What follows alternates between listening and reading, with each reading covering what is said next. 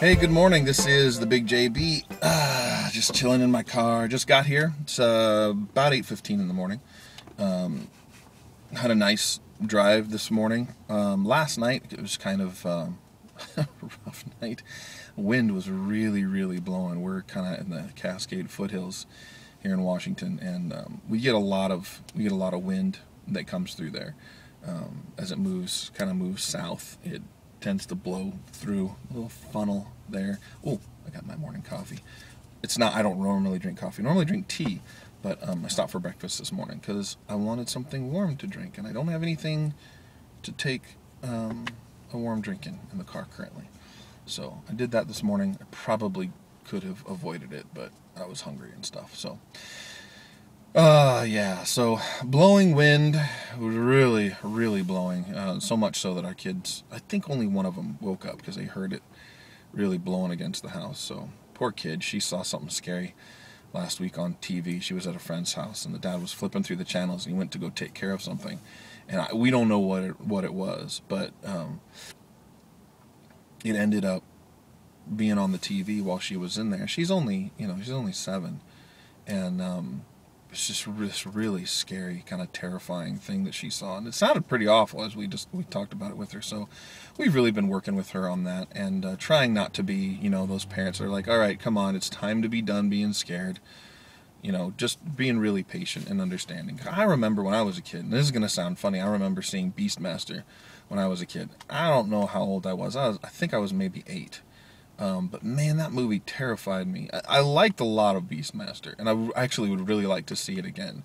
Although I think I've seen some clips of it, and it's just, there are parts that just do seem really evil. But there was a lot in it that really, really terrified me when I was a kid. Made me sick to my stomach and all of the kinds of things. So I definitely understand that. I understand being afraid and feeling that way. So we've been dealing with that, and I think she's been sleeping pretty light anyway, because she's kind of on the tail end of that, kind of how after time those fears sort of fade. Those kinds of fears fade. Other fears stay with us for a long time. But she definitely heard the wind last night and came into our room. So she slept in our room for a little bit. We try really hard not to do that with our kids. I think there's just kind of a healthy boundary there, just to say mom and dad's bed for sleeping is mom and dad's bed, and that's for them. And I mean, like, sometimes at night when I read to my kids, we'll get on the bed and we'll read in there, just because there's a lot of room and we can kind of lay down and enjoy it. And that's one thing. And the kids come in and bounce on the bed in the morning when we're getting ready for church or whatever on Saturdays. And that's totally fine. But when it's nighttime, I kind of feel like that needs to be a boundary that we need to maintain for our kids. I'm going to go a little bit longer than 3 minutes today, because I also want to talk about Star Wars: The Old Republic. I've been playing a trooper with my buddy from Facebook and from college and a lot of other places, one of my friends. So we've grouped up for the majority of we've grouped up, I think when we hit 10th level. It's just easier to do that, because up until right around 10th level, you're kind of in your own starting zone. Now, you can go to somebody else's starting zone, but you're not going to have your quests. You're probably not going to get items that are a reward for you. So that's not as good. And that's one of the other cool things about TOR, is that when you accept a quest, the quest rewards it gives you are usually for your class.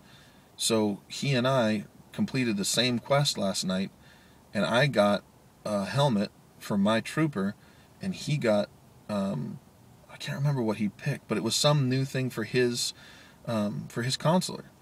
So that's really cool. That's a really cool thing. Instead of having to look through 4 different rewards, like in WoW, you got 4 different rewards that might apply to your character. Then these were not class-specific quests, mind you. This is the same quest that we're running. So rather than 4 items, 3 of which would be useful to you and 1 of which might be useful to you, 3 of which would be useless to you and 1 of which might be useful, you just get you get the items. So I've been I have my one companion, the companion that you start with the trooper, who my guild lovingly calls Catman. For those Star Wars nerds out there, he's a Cathar. They're very cool in the game, but they don't look like some of the really cool art that has them big and burly. I would love it if they did do that. Have something that's as big or bigger than a Wookiee, because they're about the same size.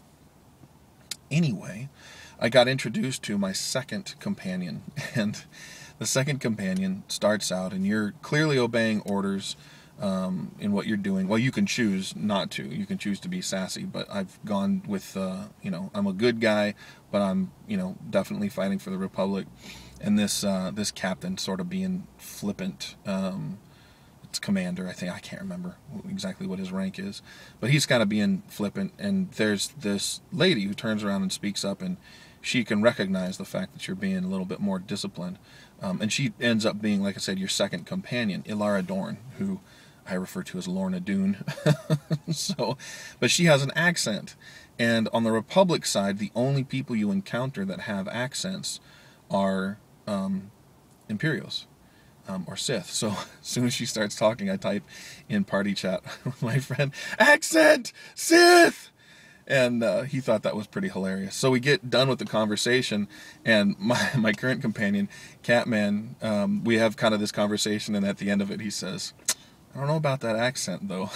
So that's pretty hilarious. So I'm looking forward to getting her. She's a ranged healer, I think.